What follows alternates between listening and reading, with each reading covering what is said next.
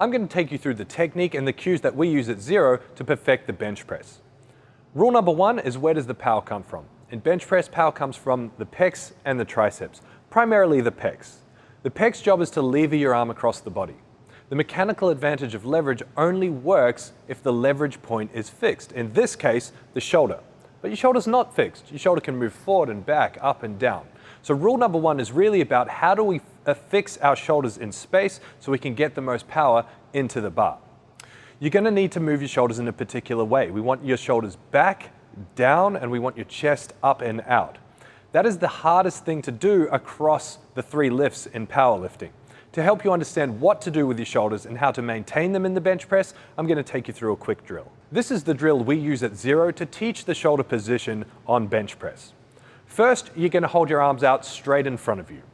From there, you're going to pinch between your shoulder blades. Hold that, and then you're going to pull your shoulder blades down towards your waist, like you're tucking a book under your arms. From there, stick your chest up and out, arching your back. You're going to hold all of that together the entire time you bench press. Try that again, all in one smooth motion. Shoulders back and down, chest out. Here's the drill we're going to use to define how this is going to feel while you're bench pressing. Take a band out in front of you. You're going to pull your shoulder blades back and down like you just did in the previous step. Slowly, you're going to pull the band apart all the way to your chest. While you're doing that, you're squeezing your chest out to meet the band, pinching between your shoulder blades even harder. Come all the way to your chest and stop. Then slowly let tension out of the band, letting your arms come forward just to about halfway. The key here is to keep squeezing your shoulders the entire time, not letting them relax as you let go of the band. From there, you're going to go through a few reps, slowly letting go of the band, squeezing between your shoulder blades, then pulling it back apart all the way to your chest. After you've done 3 to 5 reps of this, you're going to stop on the chest and then pull the band back as far as you can. This is really going to challenge your ability to hold that shoulder position while your arms are going through full range. We're going to take that concept and we're going to put it back into the bench press. Now that you understand rule number one, how to control your shoulders while you're benching, we're going to put that into practice. You're going to lie down and set your grip on the bar.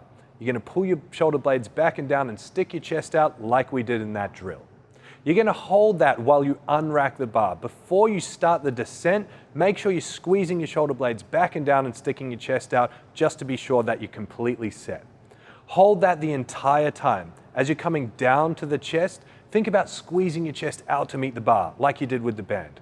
When you touch on the chest, imagine your chest is made out of glass and you don't want to break it. You're going to touch very lightly on the chest, keeping all of that tension in your back.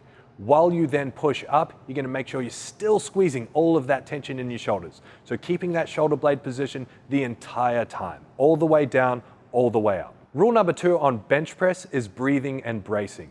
We perform this slightly different on bench press compared to squat and deadlift in the sense that we're not trying to pull our chest down towards our waist. We're trying to stay nice and extended, keeping your chest really high. The important thing about breathing and bracing on bench press is that when you take a big breath in, your shoulders are going to lift up. So when you brace, it's important to pull them back down towards your waist and maintain that tension the entire time that you bench. So you're going to take that big breath and brace, setting your shoulders at the top of the lift and hold that all the way down, all the way up. Rule number three on bench press is how you set up and your leg drive. It's important to understand how to set up and how to get the most out of your legs to ensure that we can put the most power up into the bar. In order to use your legs in a bench press, we want to think about pushing your hips back towards your shoulders, shortening the gap between your hips and your shoulders. The way that you achieve this best is going to be different depending on whether you bench with flat feet or up on your toes. I'm going to take you through the best setup method to use for either of those styles. How you set up on bench press is far less important than where you end up. However, the way that you set up can cost a lot of energy, and we want that energy to be saved for pushing the bar up. I'm going to take you through how to set up for either flat-footed or up on your toes to get the most out of your bench press. To set up for up on your toes, you're going to lie down flat and grab the bar, setting your grip width. You're going to squeeze the bar really tight with your pinkies. From there, you're going to take your body back behind the bar. You're going to pull your feet back as far as you can up on your toes. This is where you engage your leg drive. You're going to push your heels down and push your hips back towards your shoulders. You're going to keep that on while you swing your body down towards your hips. This is going to force you into your arch. From there, you're going to set your shoulders on the bench, pulling your shoulders back and down. Before you unrack, make sure you push your heels down, push your hips back, hold that tension the entire time, then you can bench from there. In doing so, you're going to create as much tension as you possibly can, you're going to save energy, and as a result, you're going to have a great bench press. For a flat-footed setup, you're going to lie down and set your grip on the bar, squeezing the bar tight with your pinkies. You're going to set your shoulders first, pulling your shoulders back and down. You're going to hold that tension, you're going to dig your heels into the ground, picking your hips up in the air. From there, you're going to walk your feet back, pushing your hips back towards your shoulders. You're going to keep walking your feet back 1 foot at a time, maintaining a flat foot until they're as far back as possible and you can get your hips onto the bench, still maintaining a flat-footed position. From there, you should be in the tightest position possible, and that's going to help you produce the best bench press possible. To recap the steps of bench press, once you've chosen the way that you're going to set up, you're going to set up into position.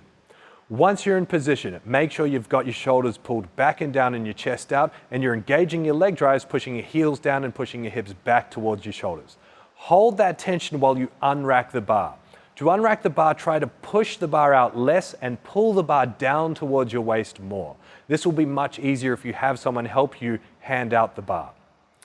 Once you've got the bar out over your chest, take a nice big breath and brace, locking your shoulders into position. Hold that tension through your brace, your shoulders, and your hips as you come down to the chest. As you're coming down, squeeze your chest out to meet the bar. Touch the bar very lightly on your chest and keep all of that tension while you push the bar back up. If you can do that, you'll be able to get the most power out of your bench press.